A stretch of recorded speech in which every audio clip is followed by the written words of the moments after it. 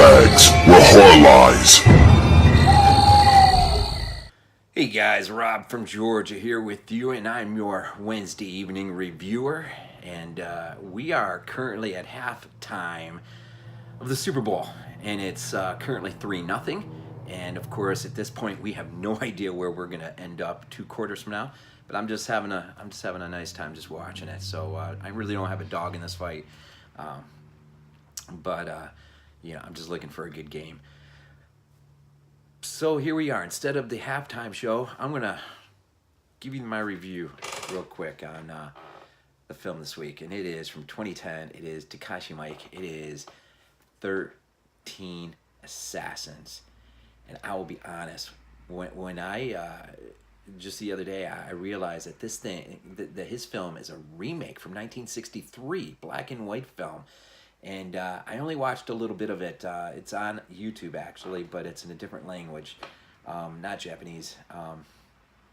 And I just had a hard time. But I watched it enough just to kind of get the feel. And it would seem, at least from what little bit I saw, that Mike's film follows really, really close to the original. So that's interesting. But it is released by Toho Pictures. And I'm going to tell you something, man. Takashi Miike, man, I have not seen many of his movies, but I've seen, a few, and I've heard a lot of reviews of different films he's done, through the podcast or just through the Horror Affiliate Network. And I know Derek, D-Bourget86, from Cinema Attack. He is the man to go to as far as Asian cinema. And I really wish he was sitting here right now to just kind of help me along here, but I know there's a lot of you probably seen this, but maybe there's a few of you haven't seen this, and I know it's not like horror per se, but there are some strong horrifying elements in this thing. Really, basically what you have is a tale that takes place at the end of the Shogun era, and everyone involved in this film and in the story feels desperate because everything they have known and that has been passed on from generation to generation to generation, it's all just very slowly but surely it's fading away. And we have this opportunity arise. This is like 1844 at the end of the Edo period. The Meiji period will kick in and supplant it, and the Shogun will be gone. And so this is it's a story of one of the lords who is stepbrother to the Shogun. He is about to be elevated to a very high position in the Shogun. And this guy is absolutely ruthless. And when I mean ruthless, I mean he has no problem raping and pillaging and killing anyone and everyone just to make a point that he's their lord and they're just peasants. And he wants total and absolutely just a tight control over everyone that's under him. And his reputation begins to precede himself very fast, to the point where after raping and then ultimately killing one particular family, it forces a pretty important individual. I'm not really gonna get into the names. I don't want to. I'm gonna mess them all up really bad. So I just tried my best to convey the story to you. This guy ends up committing Hayakara. It's a form of suicide, but it's to send a message that this is like the worst form of humiliation, and one way to send a message to get people's attention. And it gets the attention of the guy who's in charge of Doi, who's in charge of the justice, but there's not a lot he can do. So he ultimately he enlists in the aid, the help of an old friend, who ultimately will assemble 12 in a group that will basically give their lives to him in an attempt to assassinate this lord. And so the film is really, I mean, an attempt to take this guy out and restore whatever peace they can restore, because their fear is if this guy gets elevated into the position that he's heading in, then it's just, you know, it's just going to get worse for the Shogun. It's just going to absolutely get worse. And this is not the time in their history, you know, to having to be dealing with this kind of stuff. So basically, it's an in-house job, you know, cleaning job to just try to get this guy out. And but you know, some of the things that strike you is that the cinematography, how Takashi films this movie is absolutely insane.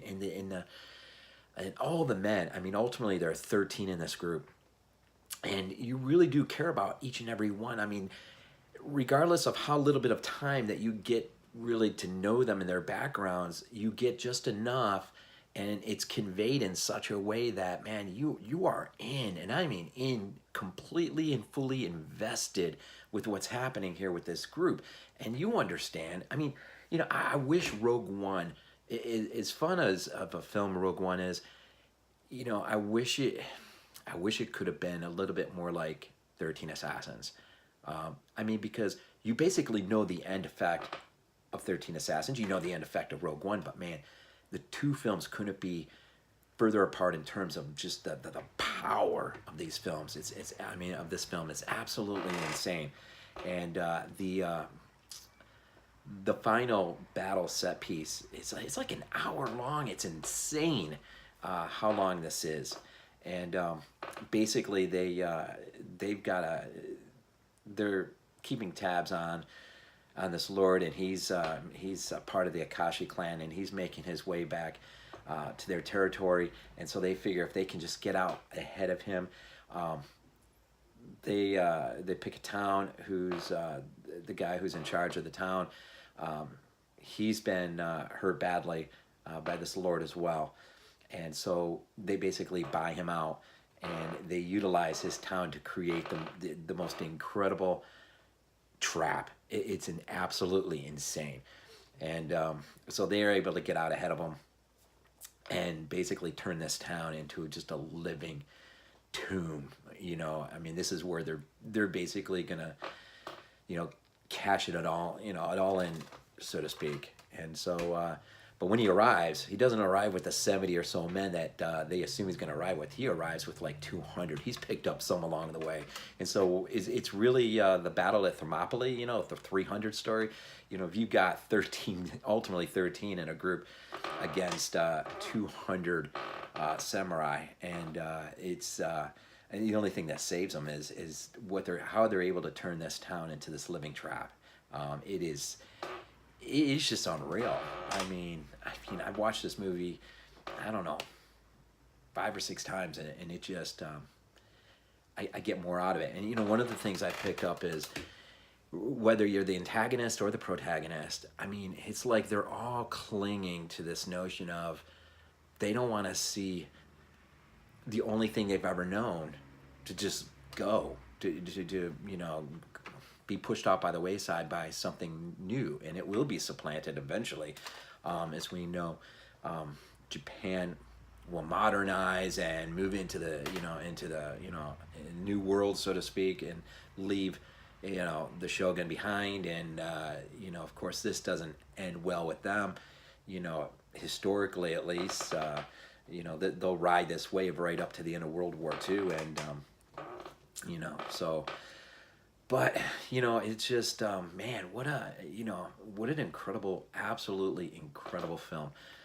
It's shot beautifully. The casting is absolutely just perfect. Just the situations that are dealt with are just handled so effectively. And you could just, I mean, the passion that Takashi pours into this film is just, I don't know, it might be unparalleled, man. I mean, it is just incredible. I mean, The Blade of the Immortal, of course, you know, was, I think, the direct follow-up to this film. And that was great, too. But there's just something about this, I don't know, it's just something about his work. I mean, and just the love he pours in, and it's it's his life, I guess. I mean, it's just crazy, but it's I just had to talk about it for a few minutes because this, if you have not seen 13 Assassins, I do believe it's streaming right now. I can't remember if it's Prime or yeah, it must be Prime. It's probably Prime, but it's definitely worth. Now I picked up my copy at Walmart for, I want to say, $10. So it's at Walmart actually. You can, and this, if you don't have this in your collection, $10 Blu-ray. This is a 10 out of 10. This is a masterpiece of filmmaking from one of the greats right now that are working. And man, does he work! He's got, I don't know, over 100 movies, and he just, there's no stopping. He's just gonna keep going and going and going and going and going and going. You know, it's just I don't know. I mean, it's a ride. There's not a lot as far as extras. I mean, there's an interview with him. I think the trailer's on here, but really that's about it. But you know, with a film like this, man, this film is so unbelievably incredible. It's worth it's worth its weight, and it is. So, and the end is a little there's a little bit of ambiguity in the end with one of its characters. I really won't go into it. And you know, it may seem like I've given a lot in terms of the plot and stuff, but it is what it is. The thing is the experience of watching it. You can know pretty much anything and everything about this movie, and you're gonna forget about it, you know, a few minutes into this film, when you just see how freaking evil this Lord is, and the things that he is doing and is willing to do to the people, the lower caste people around him. It doesn't take long, man, before he gets a bounty on his head. And the thing is the Shogun, you know, those who, you know, put themselves to the test to remove this guy, they're really breaking the Shogun code in of itself. And it's almost kind of like that's a foreshadowment of the end is near. I mean, when you're having to break your own rules to basically clean a mess in-house like this, then you know, the writing's on the wall, and it's unfortunate because it's an important piece of Japanese history that will be lost to the modernizing effect of what happens with their history. But yeah, so a few minutes, I just wanted to talk about this and get back to the Super Bowl here. It's probably already back on, and Takashi Miike, Wednesday review, 13 Assassins. If you haven't seen it, you've got to see this movie. It is absolutely incredible.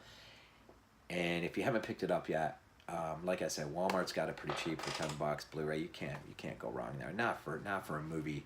I mean, there's crap in Walmart for $10. And here, this is like I said, this is a 10 out of 10. This is absolutely unreal.